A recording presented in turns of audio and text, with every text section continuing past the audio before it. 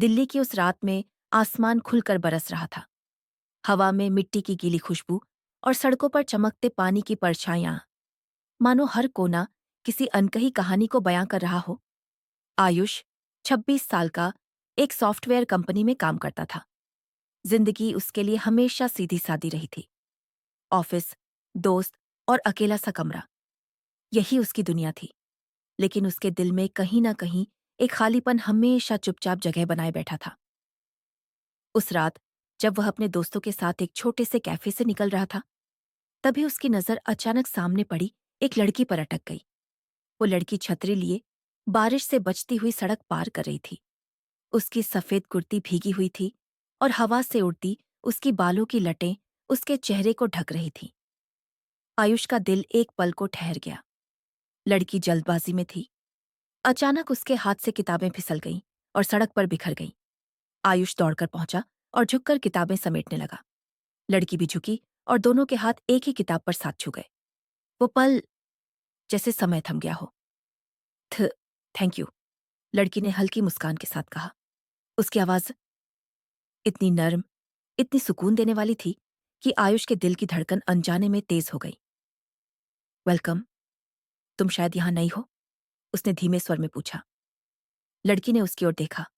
उसकी आंखें बड़ी और गहरी थीं, जैसे उनमें हजारों बातें छुपी हों। हाँ, अभी पास वाली कंपनी में ज्वाइन किया है। ओह, अच्छा, आयुष ने कहा, और कुछ बोलने से पहले ही बारिश की तेज बूंदों ने दोनों को छतरी के नीचे और करीब ला दिया। उसका नाम था कृतिका। बारिश के उस भीगे पल में दोनों की नजरों का मिलना, जैसे दो अधूरी कहानियों का पहला पन्ना खुल गया हो। आयुष को पहली बार महसूस हुआ कि शायद उसकी जिंदगी का खालीपन अब धीरे धीरे भरने वाला है।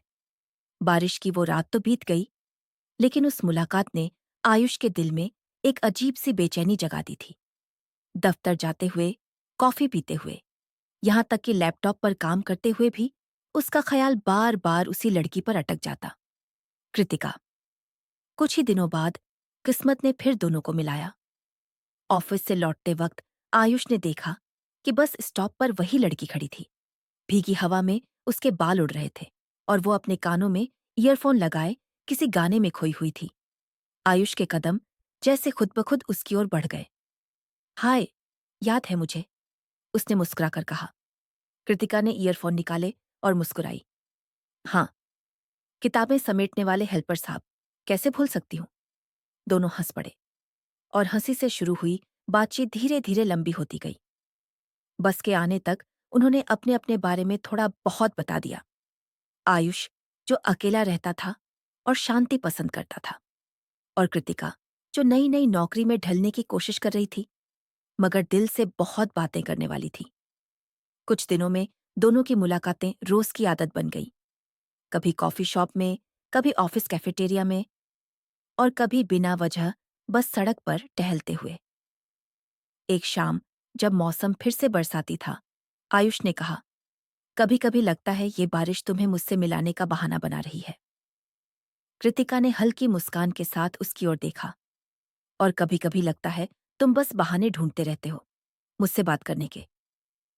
उनकी आंखों में शरारत थी, लेकिन उन नजरों में धीरे धीरे एक गहराई भी उतर रही थी। उस रात पहली बार आयुष को एहसास हुआ कि वो सिर्फ कृतिका से बातें करना पसंद नहीं करता, बल्कि उसकी मौजूदगी ही उसके लिए सुकून बन गई थी।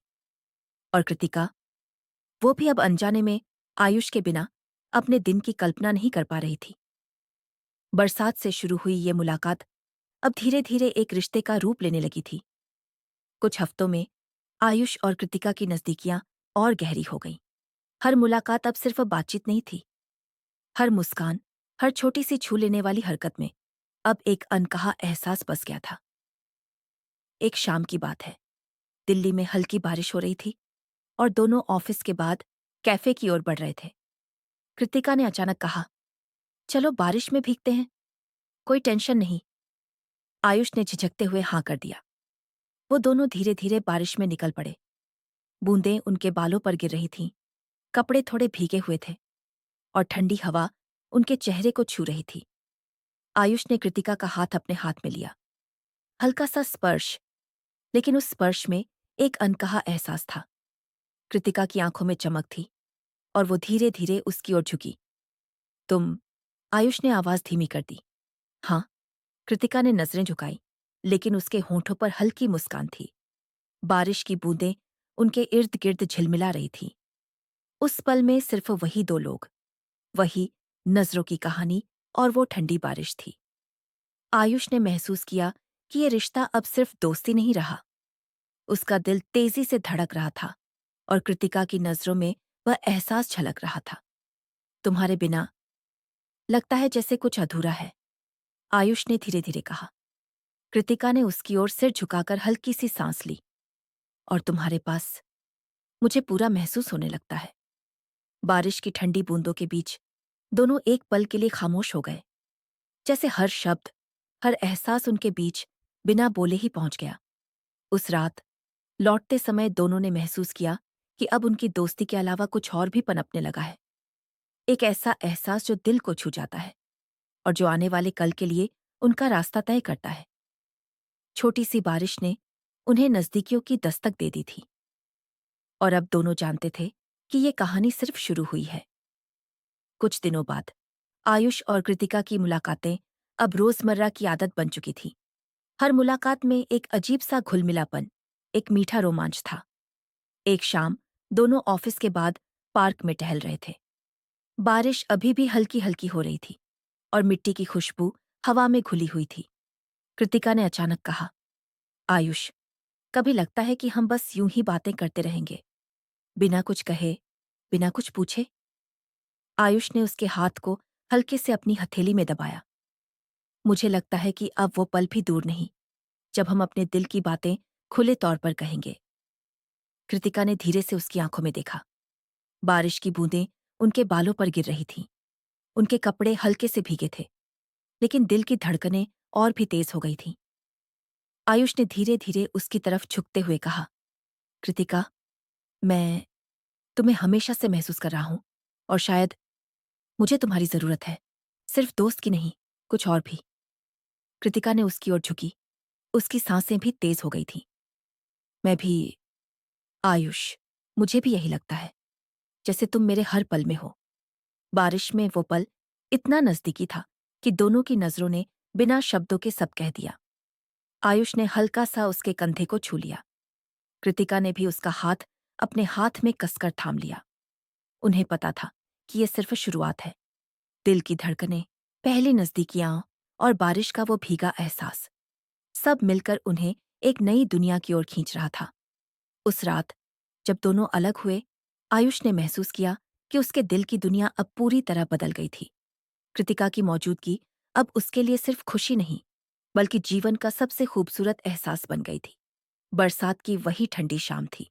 दिल्ली की गलियां सुनसान थीं और हर बूंद अपने ही संगीत में गूंज रही थी। आयुष और कृतिका पार्क में टहल रहे थे। दोनों के बीच अब शब्दों से ज्यादा नजरों का खेल चलता था। कृतिका ने धीरे से कहा, आयुष, कभी कभी लगता है कि मैं तुम्हारे पास रहना चाहती हूँ, बस तुम्हारे पास। आयुष ने उसका हाथ अपने हाथ में पकड़ते हुए कहा, कृतिका, मैं भी यही महसूस करता हूँ। हर पल तुम्हारे बारे में सोचता हूँ। शायद अब वक्त आ गया है कि मैं तुम्हें सच सच बता दूं। कृतिका की आंखों में एक हल्की सी चमक थी। दिल की धड़कनें तेज हो रही थीं। आयुष धीरे धीरे उसके पास झुका। बारिश की बूंदें उनके चेहरे पर गिर रही थीं।